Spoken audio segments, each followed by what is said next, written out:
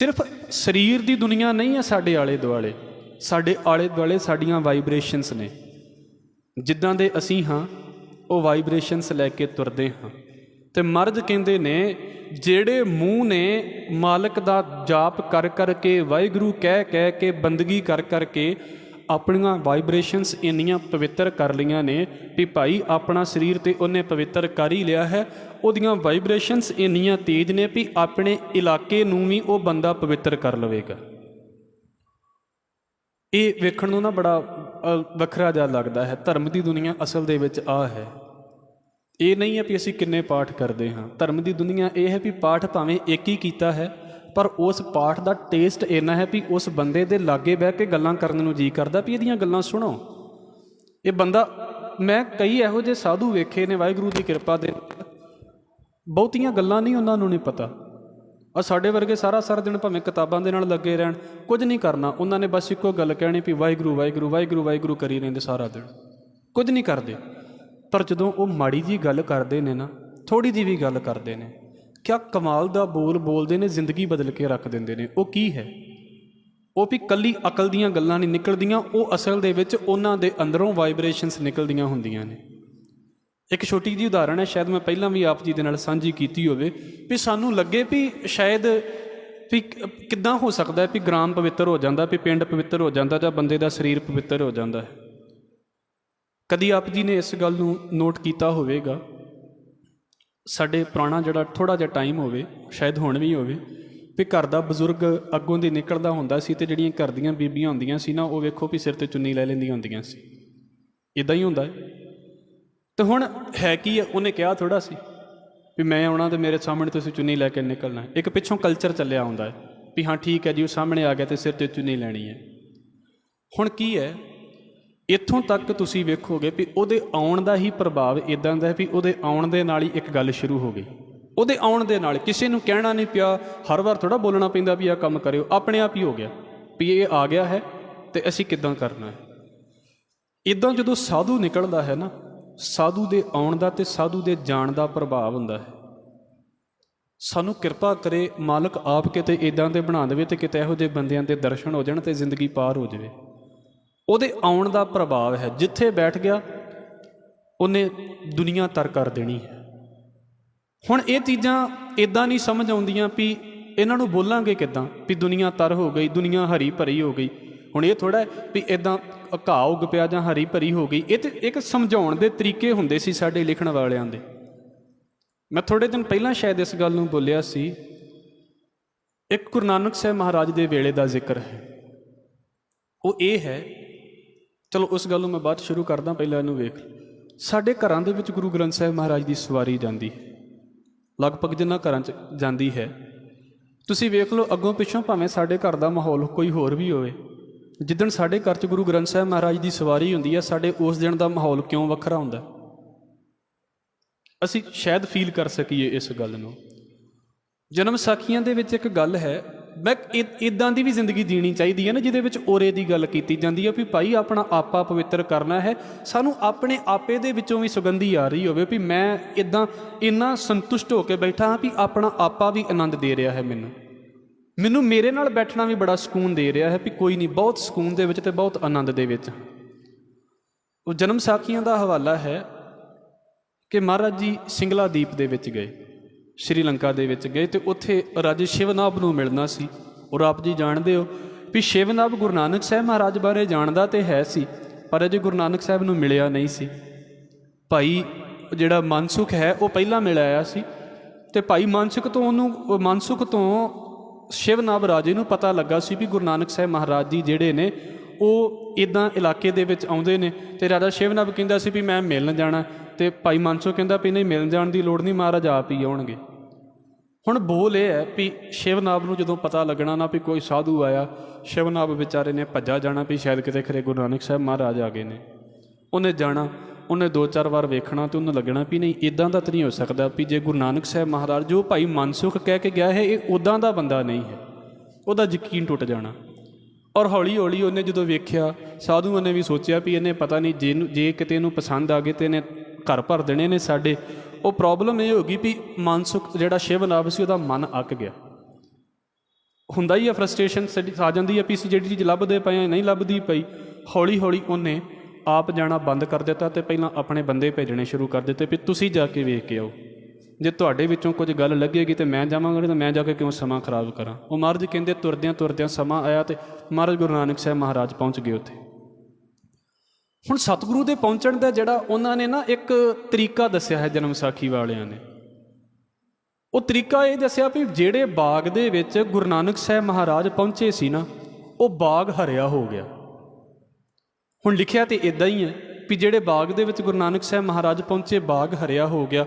ਹੁਣ ਵੇਖਣ ਨੂੰ ਬਾਗ ਹਰਿਆ ਹੋਣ ਦਾ ਮਤਲਬ ਕੀ ਲੱਗੇਗਾ ਵੀ ਜਿਹੜੇ ਆਲੇ ਦੁਆਲੇ ਦਰਖਤ ਸੀ ਉਹ ਹਰੇ ਭਰੇ ਹੋ ਗਏ, ਪਰ ਅਸਲ 'ਚ ਗੱਲ ਕੀ ਸੀ ਵੀ ਗੁਰੂ ਨਾਨਕ ਸਾਹਿਬ ਮਹਾਰਾਜ ਦਾ ਆਪਣਾ ਓਰਾ ਏਡਾ ਜ਼ਬਰਦਸਤ ਹੈ ਵੀ ਇਸ ਓਰੇ ਦੇ ਲਾਗੇ ਜਿਹੜੀ ਵੀ ਚੀਜ਼ ਆਉਂਦੀ ਹੈ, ਭਾਵੇਂ ਦਰਖਤ ਆਉਂਦੇ ਨੇ, ਪਸ਼ੂ ਪੰਛੀ ਆਉਂਦੇ ਨੇ, ਭਾਵੇਂ ਕੋਈ ਵੀ ਆਉਂਦੇ ਨੇ, ਬਸ ਉਹ ਫਿਰ ਬਾਬੇ ਦੇ ਅਧੀਨ ਹੋ ਕੇ ਚੱਲਦੀ ਹੈ, ਕਿਉਂਕਿ ਬਾਬਾ ਮਾਲਕ ਦੇ ਨਾਲ ਟਿਊਨ ਹੈ।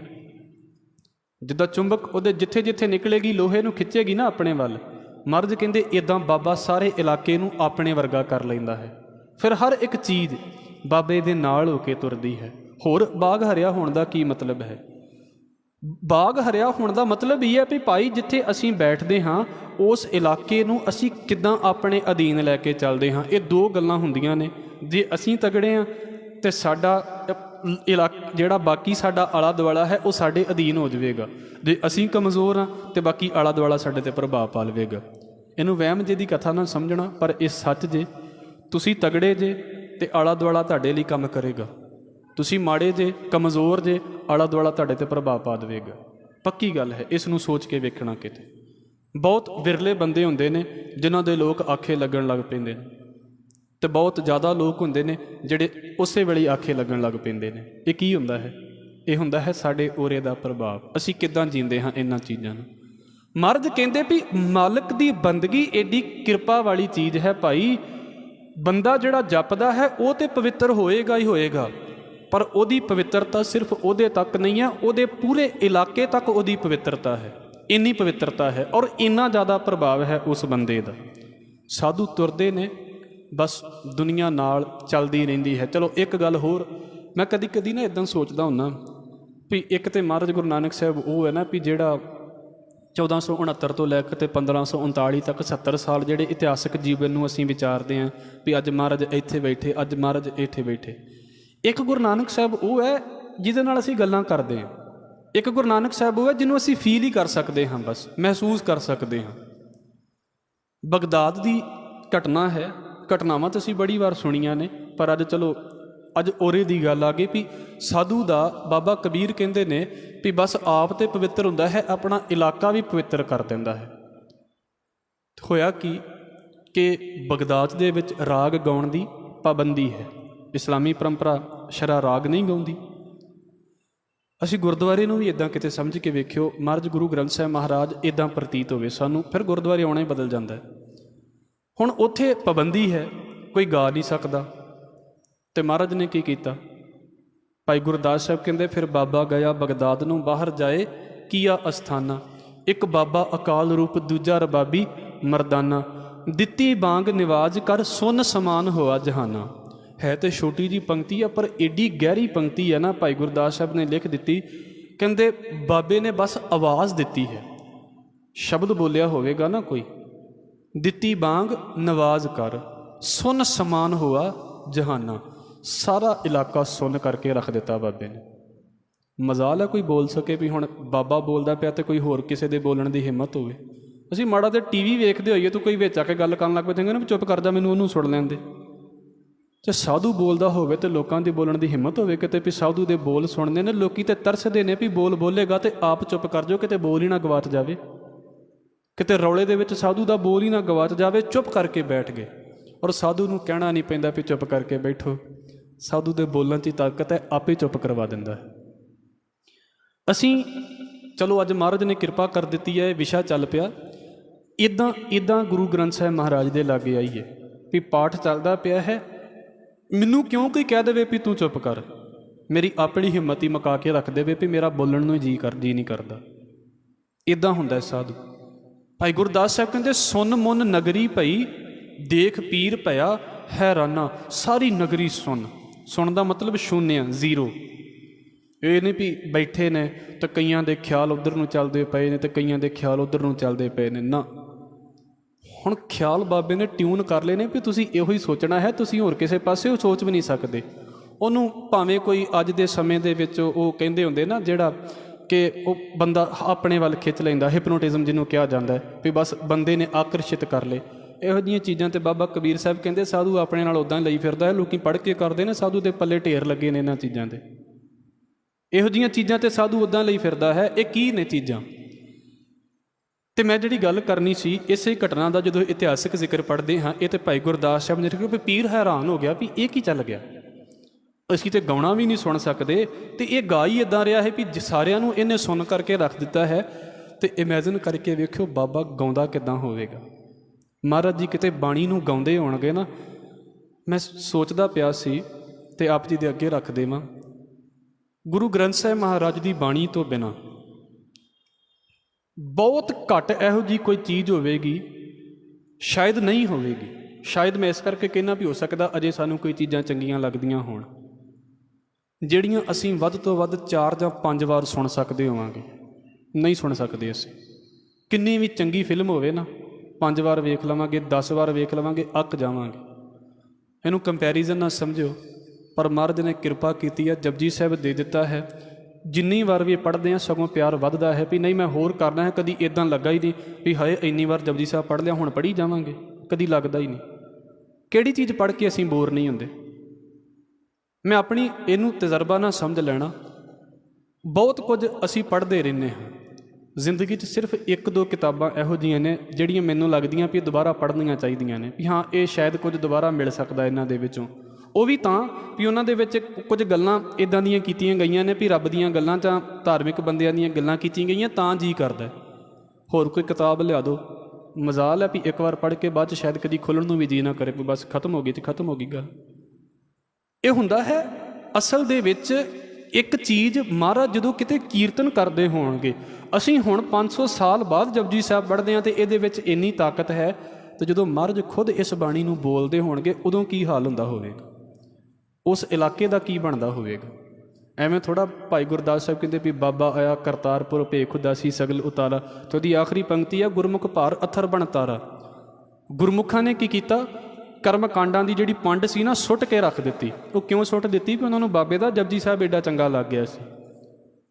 ਤੇ ਇਤਿਹਾਸਕ ਹਵਾਲਾ ਹੈ ਇਸ ਕਥਾ ਦਾ, ਇਸ ਸਾਖੀ ਦਾ, ਵੀ ਗੁਰੂ ਨਾਨਕ ਸਾਹਿਬ ਮਹਾਰਾਜ ਨੂੰ ਨਾ ਮਾਰਨ ਦੇ ਲਈ ਆਏ ਸੀ। ਉਹਨਾਂ ਲਈ ਰਾਗ ਵਿਦਿਆ ਬੜੀ ਬੁਰੀ ਗੱਲ ਹੈ ਵੀ ਇਹ ਤੇ ਬੰਦਾ ਸਾਡੇ ਧਰਮ ਤੋਂ ਉਲਟ ਕੰਮ ਕਰਦਾ ਪਿਆ ਨਾ। ਮਹਾਰਾਜ ਗਾ ਰਹੇ ਸੀ ਤੇ ਮਹਾਰਾਜ ਨੂੰ ਮਾਰਨ ਦੇ ਲਈ ਆਏ ਸੀ, ਹੱਥਾਂ ਦੇ ਵਿੱਚ ਵੱਟੀ ਫੜ ਕੇ। ਤੇ ਹੁਣ ਬਾਬਾ ਗਾ ਰਿਹਾ ਤੇ ਵੱਟੇ ਹੱਥਾਂ ਦੇ ਵਿੱਚ ਹੀ ਫੜੇ ਰਹਿ ਗਏ। ਮਾਰਨ ਦੀ ਹਿੰਮਤ ਹੀ ਮੁੱਕ ਗਈ ਵੀ ਇਹਨੂੰ ਵੱਟੇ ਮਾਰਾਂਗੇ ਅਸੀਂ। ਵੱਟੇ ਬਾਅਦ ਦੇ ਵਿੱਚ ਸੋਚਾਂਗੇ, ਪਹਿਲਾਂ ਸੁਣ ਤੇ ਲੋ ਕਹਿ ਕੀ ਰਿਹਾ ਹੈ, ਇਹ ਕੀ ਹੈ। ਵੀ ਇੱਕ ਪਾਸੇ ਮਾਰਨ ਵਾਲੇ ਤਿਆਰ ਬੈਠੇ ਹੋਣ ਤੇ ਉਹਨਾਂ ਦੀ ਮਾਰਨ ਦੀ ਹਿੰਮਤ ਹੀ ਖਤਮ ਕਰ ਦਿੱਤੀ ਹੋਵੇ। ਇਹ ਸਾਧੂ ਹੁੰਦਾ ਹੈ। ਮਹਾਰਾਜ ਕਹਿੰਦੇ ਇੱਦਾਂ ਲੈ ਕੇ ਚੱਲਦਾ ਹੈ ਆਪਣੇ ਨਾਲ, ਇੰਨਾ ਸਰੀਰ ਪਵਿੱਤਰ ਤੇ ਆਪਣਾ ਇਲਾਕਾ ਵੀ ਉਹਨੇ ਪਵਿੱਤਰ ਕਰ ਦਿੱਤਾ। ਇਹ ਸਾਰੀ ਕਥਾ ਕਹਿਣ ਦਾ ਮਤਲਬ ਕੀ ਹੈ? ਇੱਕ ਤੇ ਸਾਧੂ ਦੀ ਤਾਕਤ। ਲੋਕੀ ਭਾਈ ਗੁਰਦਾਸ ਸਾਹਿਬ ਜੀ ਦਾ ਬੋਲ ਮੈਂ ਇਸ ਕਰਕੇ ਕਹਿਣਾ ਹੁੰਦਾ, ਭਾਈ ਗੁਰਦਾਸ ਸਾਹਿਬ ਕਹਿੰਦੇ ਲੱਖਾਂ ਕੋਸ਼ਿਸ਼ਾਂ ਕਰ ਲਓ, ਲੋਕੀ ਸਾਧੂ ਦੇ ਕੋਲ ਜਾ ਕੇ ਬੈਠਣਗੇ ਹੀ ਬੈਠਣਗੇ। ਲੋਕਾਂ ਨੂੰ ਸਕੂਨ ਮਿਲਦਾ ਹੈ ਉਹਦੇ ਲਾਗੇ ਜਾ ਕੇ ਬੈਠਣ ਦਾ। ਅਕਲ ਦੀਆਂ ਗੱਲਾਂ ਲੋਕਾਂ ਨੂੰ ਘੱਟ ਪਤਾ ਨੇ, ਗਿਆਨ ਦੀਆਂ ਗੱਲਾਂ ਥੋੜ੍ਹੀਆਂ ਪਤਾ ਨੇ। ਬੜੀਆਂ ਲੋਕਾਂ ਨੂੰ ਇਨਫੋਰਮੇਸ਼ਨ ਹੈ, ਗੂਗਲ ਕਰੋ ਸਾਰਾ ਕੁਝ ਹੀ ਮਿਲ ਜਾਂਦਾ ਹੈ। ਲੋਕਾਂ ਨੂੰ ਇਨਫੋਰਮੇਸ਼ਨ ਨਹੀਂ ਚਾਹੀਦੀ, ਲੋਕਾਂ ਨੂੰ ਪੀਸ ਚਾਹੀਦਾ ਹੈ, ਲੋਕਾਂ ਨੂੰ ਸ਼ਾਂਤੀ ਚਾਹੀਦੀ ਹੈ, ਟਿਕਾ ਚਾਹੀਦਾ ਹੈ, ਉਹ ਚਾਹੀਦਾ ਹੈ ਲੋਕਾਂ ਨੂੰ। ਸਾਧੂ ਦੇ ਕੋਲ ਉਹ ਹੈ। ਸਾਧੂ ਇਹ ਨਹੀਂ ਦੱਸਦਾ ਵੀ ਤੁਹਾਨੂੰ ਮੈਂ ਪਾਈਥਾਗੋਰਸ ਸੁਣਾਵਾਂਗਾ। ਸਾਧੂ ਪਾਈਥਾਗੋਰਸ ਸੁਣਾਉਣ ਲਈ ਨਹੀਂ ਆਇਆ, ਸਾਧੂ ਪੀਸ ਦੇਣ ਦੇ ਲਈ ਆਇਆ ਹੈ। ਪਾਈਥਾਗੋਰਸ ਤੇ ਹੋਰ ਸਾਰੀਆਂ ਥਾਵਾਂ ਤੋਂ ਸੁਣਿਆ ਜਾ ਸਕਦਾ, ਟੀਚਰ ਕਾਹਦੇ ਲਈ ਨੇ ਸੁਣਾਉਣ ਹਾਂ ਪਾਈਥਾਗੋਰਸ। ਸਾਧੂ ਆਨੰਦ ਦੇਣ ਦੇ ਲਈ ਆਇਆ ਹੈ। ਮਰਦ ਕਹਿੰਦੇ ਆਪ ਇੰਨਾ ਪਵਿੱਤਰ ਹੈ ਭਾਈ, ਜਿਸ ਮੂੰਹ ਦੇ ਨਾਲ ਮਾਲਕ ਦੀ ਬੰਦਗੀ ਕੀਤੀ ਜਾਂਦੀ ਹੈ ਨਾ, ਉਹ ਮੂੰਹ ਧਨ ਹੈ। ਕਬੀਰ ਸੋਈ ਮੁਖ ਧਨ ਹੈ, ਜਾ ਮੁਖ ਕਹੀਐ ਰਾਮ। ਧਨ ਹੈ ਉਹ ਮੂੰਹ ਜਿਹੜੇ ਮੂੰਹ ਦੇ ਨਾਲ ਮਾਲਕ ਦੀ ਬੰਦਗੀ ਕੀਤੀ ਜਾਂਦੀ ਹੈ। ਇਸ ਕਰਕੇ ਦੇਹੀ ਕਿਸ ਕੀ ਬਾਪੁਰੀ। ਮਰਦ ਕਹਿੰਦੇ ਸਰੀਰ ਵਿਚਾਰਾ ਕੀ ਹੈ, ਪਵਿੱਤਰ ਹੋਏਗੋ ਗ੍ਰਾਮ। ਉਹ ਸਾਧੂ ਤੇ ਆਪਣੇ ਪਿੰਡ ਨੂੰ ਵੀ ਪਵਿੱਤਰ ਕਰ ਲਵੇਗਾ, ਆਪਣੇ ਇਲਾਕੇ ਨੂੰ ਵੀ ਪਵਿੱਤਰ ਕਰ ਲਵੇਗਾ। ਇੱਕ ਇੱਕ ਸਾਧੂ ਬੈਠਾ, ਕਿੱਡੇ ਕਿੱਡੇ ਵੱਡੇ ਤੀਰਥ ਸਥਾਨ ਬਣ ਗਏ। ਅਸੀਂ ਪੜ੍ਹਦੇ ਹੀ ਹਾਂ ਨਾ, ਪਵਿੱਤਰ ਹੋਏ ਗੋ ਗ੍ਰਾਮ, ਰਾਏ ਭੋਏ ਦੀ ਤਲਵੰਡੀ ਨਨਕਾਣਾ ਸਾਹਿਬ ਬਣ ਜਾਂਦੀ ਹੈ ਜਦੋਂ ਗੁਰੂ ਨਾਨਕ ਸਾਹਿਬ ਮਹਾਰਾਜ ਪੈਦਾ ਹੋ ਜਾਂਦੇ ਨੇ। ਗ੍ਰਾਮ ਪਵਿੱਤਰ ਹੋ ਗਿਆ ਨਾ। ਹੁਣ ਕੌਣ ਰਾਏ ਭੋਏ ਦੀ ਤਲਵੰਡੀ ਕਹਿੰਦਾ? ਨਨਕਾਣਾ ਸਾਹਿਬ ਹੈ। ਗ੍ਰਾਮ ਪਵਿੱਤਰ ਹੋ ਗਿਆ ਨਾ। ਗੁਰੂ ਅਮਰਦਾਸ ਸਾਹਿਬ ਮਹਾਰਾਜ ਨੇ ਕਦਮ ਪਾਏ ਅਤੇ ਗੋਇੰਦਵਾਲ ਸਾਹਿਬ ਬਣ ਗਿਆ। ਗ੍ਰਾਮ ਪਵਿੱਤਰ ਹੋ ਗਿਆ। ਸਤਿਗੁਰੂ ਗੁਰੂ ਗੋਬਿੰਦ ਸਿੰਘ ਮਹਾਰਾਜ ਨੇ, ਜਮੁਨਾ ਨਦੀ ਦੇ ਕਈਆਂ ਸਾਲਾਂ ਤੋਂ ਚੱਲਦੀ ਆ ਰਹੀ ਸੀ, ਗੁਰੂ ਗੋਬਿੰਦ ਸਿੰਘ ਸੱਚੇ ਪਾਤਸ਼ਾਹ ਨੇ ਕਦਮ ਪਾਏ ਅਤੇ ਪਾਉਂਟਾ ਸਾਹਿਬ ਬਣ ਗਿਆ। ਗ੍ਰਾਮ ਪਵਿੱਤਰ ਹੋ ਜਾਂਦੇ ਨੇ। ਜਿੱਥੇ ਮਹਾਰਾਜ ਨੇ ਕਦਮ ਰੱਖ ਦਿੱਤੇ ਉਹ ਥਾਂ ਹੀ ਸੋਹਣੇ ਹੋ ਗਏ। ਜਿੱਥੇ ਜਾਏ ਬਹੈ ਮੇਰਾ ਸਤਿਗੁਰੂ, ਸੋ ਥਾਨ ਸੁਹਾਵਾ ਰਾਮ ਰਾਜੇ। ਮੈਂ ਕਈ ਵਾਰ ਇਸ ਗੱਲ ਨੂੰ ਬੋਲਦਾ ਹੁੰਦਾ, ਆਹ ਗੁਰਦੁਆਰੇ ਨਾਲੋਂ ਵੱਡੀਆਂ ਬਿਲਡਿੰਗਾਂ ਨੇ ਪੈਲਸਾਂ ਦੀਆਂ, ਕੌਣ ਮੱਥਾ ਟੇਕ ਕੇ ਨਿਕਲਦਾ?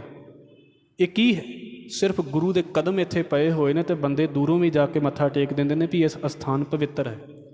ਮਹਾਰਾਜ ਕਹਿੰਦੇ ਦੇਹੀ ਕਿਸ ਕੀ ਬਾਪਰੀ, ਉਹ ਸਾਧੂ ਦਾ ਸਰੀਰ ਇਕੱਲਾ ਕੀ ਹੈ, ਸਾਧੂ ਦਾ ਤਾਂ ਇਲਾਕਾ ਹੀ ਪਵਿੱਤਰ ਹੋ ਗਿਆ, ਸਾਧੂ ਦਾ ਆਲਾ ਦੁਆਲਾ ਵੀ ਪਵਿੱਤਰ ਹੋ ਗਿਆ ਹੈ। ਇਸ ਕਰਕੇ ਇਹਦੇ ਤੋਂ ਅਸੀਂ ਇਹ ਸਿੱਖਣਾ ਹੈ ਵੀ ਸਾਧੂ ਦਾ ਤਾਂ ਆਲਾ ਦੁਆਲਾ ਪਵਿੱਤਰ ਹੋਇਆ ਹੀ ਹੈ, ਅਤੇ ਜਿਹੜਾ ਸਾਧੂ ਬੰਦਗੀ ਕਰਕੇ ਆਪਣਾ ਆਲਾ ਦੁਆਲਾ ਇੰਨਾ ਪਵਿੱਤਰ ਕਰ ਲੈਂਦਾ ਹੈ, ਅਸੀਂ ਆਪਣਾ ਆਲਾ ਦੁਆਲਾ ਕਿਵੇਂ ਪਵਿੱਤਰ ਕਰੀਏ, ਆਪਣੇ ਓਰੇ ਨੂੰ ਕਿੱਦਾਂ ਚੜ੍ਹਦੀ ਕਲਾ ਦੇ ਵਿੱਚ ਲੈ ਕੇ ਆਈਏ। ਇਸ ਕਰਕੇ ਬਖਸ਼ ਲਵੇ ਸਤਿਗੁਰੂ, ਜ਼ੁਬਾਨ ਤੋਂ ਜਿੰਨਾ ਵੀ ਜਾਪ ਕੀਤਾ ਜਾਵੇ, ਵਾਹਿਗੁਰੂ ਵਾਹਿਗੁਰੂ ਵਿਹਲੇ ਹਾਂ ਜਿੰਨਾ ਵੀ ਕਰ ਲਿਆ ਜਾਵੇ, ਜਿੰਨੀ ਵੀ ਬਾਣੀ ਪੜ੍ਹ ਲਈ ਜਾਵੇ, ਮੈਂ ਬੇਨਤੀ ਕਰਦਾ ਹੁੰਦਾ ਹਾਂ, ਜ਼ੁਬਾਨੀ ਯਾਦ ਹੈ, ਵਿਹਲੇ ਹਾਂ ਅਤੇ ਚੌਪਈ ਸਾਹਿਬ ਕਰ ਲਈਏ, ਵਿਹਲੇ ਹਾਂ ਅਤੇ ਜਪਜੀ ਸਾਹਿਬ ਕਰ ਲਈਏ। ਜਿੰਨਾ ਸੁਖਮਨੀ ਸਾਹਿਬ ਯਾਦ ਹੈ ਸ਼ੁਰੂ ਕਰ ਲਓ, ਕੋਈ ਨਹੀਂ, ਯਾਦ ਕੀਤਿਆਂ ਦੁਬਾਰਾ ਯਾਦ ਹੋ ਜਾਵੇਗਾ, ਕੋਈ ਗੱਲ ਨਹੀਂ। ਜਦੋਂ ਤੱਕ ਜ਼ੁਬਾਨੀ ਪੜ੍ਹਿਆ ਨੇ ਗਏ ਨਹੀਂ ਨਾ, ਇਹ ਯਾਦ ਵੀ ਨਹੀਂ ਹੋਣਾ। ਜਿੰਨਾ ਵੀ ਹੋਵੇ, ਸਵੇਰੇ ਉੱਠਦਿਆਂ ਲੱਗ ਜਾਓ, ਵਿਹਲੇ ਹਾਂ, ਅਤੇ ਹੋਰ ਵੀ ਤਾਂ ਇੰਨੀਆਂ ਸੋਚਾਂ ਸੋਚਦੇ ਹੀ ਹਾਂ, ਜੇ ਪਾਠ ਕਿਉਂ ਨਹੀਂ ਕਰ ਲੈਂਦੇ? ਅਸੀਂ ਕਿੰਨਾ ਕੁਝ ਸੋਚੀ ਜਾਂਦੇ ਹਾਂ, ਫਜ਼ੂਲ ਦਾ ਸੋਚੀ ਜਾਂਦੇ ਹਾਂ। ਮਹਾਰਾਜ ਕਹਿੰਦੇ ਇਹਨੂੰ ਕਰਕੇ ਵੇਖੋ, ਤੁਸੀਂ ਪਵਿੱਤਰਤਾ ਦਾ ਅਹਿਸਾਸ ਹੋਵੇਗਾ ਤੁਹਾਨੂੰ, ਔਰ ਤੁਸੀਂ ਹੀ ਨਹੀਂ, ਤੁਹਾਡਾ ਆਲਾ ਦੁਆਲਾ ਵੀ ਮਹਿਕ ਜਾਵੇਗਾ, ਆਲਾ ਦੁਆਲਾ ਵੀ ਪਵਿੱਤਰ ਹੋ ਜਾਵੇਗਾ। ਲੋਕ ਮਹਿਸੂਸ ਕਰਨਗੇ, ਇਹ ਲੋਕਾਂ ਲਈ ਨਹੀਂ ਅਸੀਂ ਕਰਨਾ ਤਾਂ ਆਪਣੇ ਲਈ ਆ, ਲੋਕਾਂ ਨਾਲ ਆਪਣੇ ਆਪ ਹੀ ਵਾਪਰ ਜਾਣਾ ਹੈ। ਪਰ ਸਤਿਗੁਰੂ ਇਸ ਕਰਕੇ ਕਹਿੰਦੇ ਨੇ, ਬਾਬਾ ਕਬੀਰ ਸਾਹਿਬ, ਦੇਹੀ ਕਿਸ ਕੀ ਬਾਪਰੀ, ਪਵਿੱਤਰ ਹੋਏ ਗੋ ਗ੍ਰਾਮ। ਇਸ ਕਰਕੇ ਬਾਣੀ ਦਾ ਪਾਠ ਜਿੰਨਾ ਵੀ ਹੋਵੇ, ਸੁਣਿਆ ਜਾਵੇ, ਬੋਲਿਆ ਜਾਵੇ, ਜਿੰਨਾ ਵੀ ਕੀਤਾ ਜਾਵੇ, ਜਿੰਨਾ ਵੀ ਜਾਪ ਕੀਤਾ ਜਾਵੇ, ਇੰਨੀਆਂ ਗੱਲਾਂ ਜ਼ੁਬਾਨ ਹੋਰ ਬੋਲਦੀ ਹੈ। ਇਹਨੂੰ ਛੱਡ ਕੇ ਜੇ ਮਾਲਕ ਦਾ ਨਾਮ ਨਹੀਂ ਜਪਦੀ, ਉਦੋਂ ਥੱਕ ਜਾਂਦੀ ਹੈ, ਅਤੇ ਫਿਰ ਬੜੀ ਬੁਰੀ ਜੀ ਗੱਲ ਹੈ।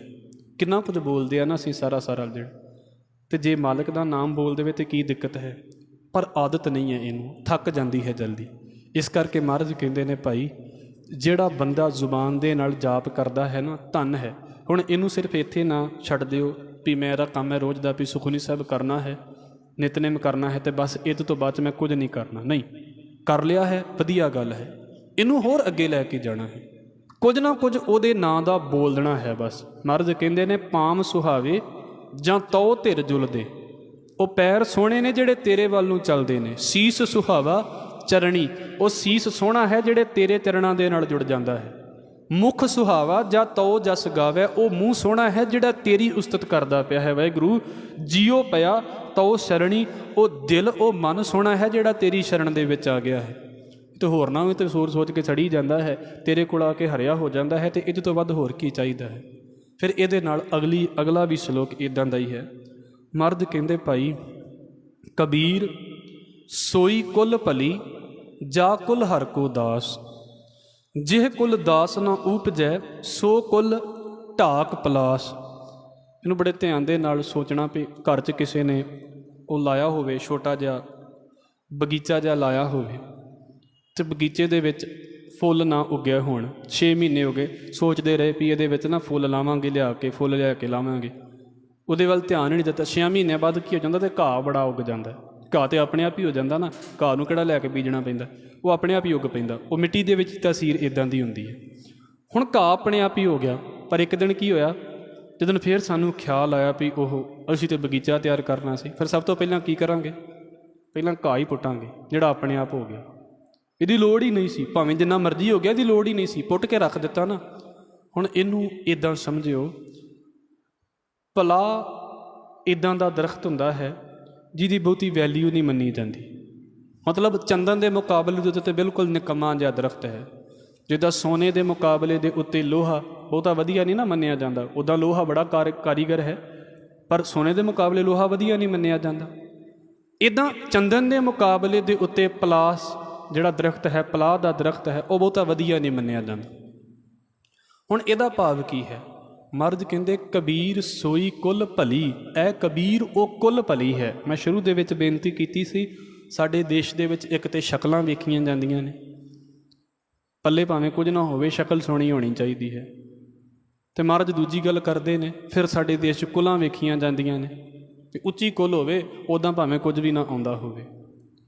ਦਾਤਾਰ ਕਹਿੰਦੇ ਕਿਹੜੀ ਕੁੱਲ ਭਲੀ ਹੈ? ਕਬੀਰ ਸੋਈ ਕੁੱਲ ਭਲੀ, ਉਹ ਕੁੱਲ ਚੰਗੀ ਹੈ। ਕਿਹੜੀ? ਜਾ ਕੁੱਲ ਹਰ ਕੋ ਦਾਸ, ਜਿਸ ਕੁੱਲ ਦੇ ਵਿੱਚ ਅਕਾਲ ਪੁਰਖ ਵਾਹਿਗੁਰੂ ਦਾ ਸੇਵਕ ਪੈਦਾ ਹੋ ਗਿਆ ਹੈ।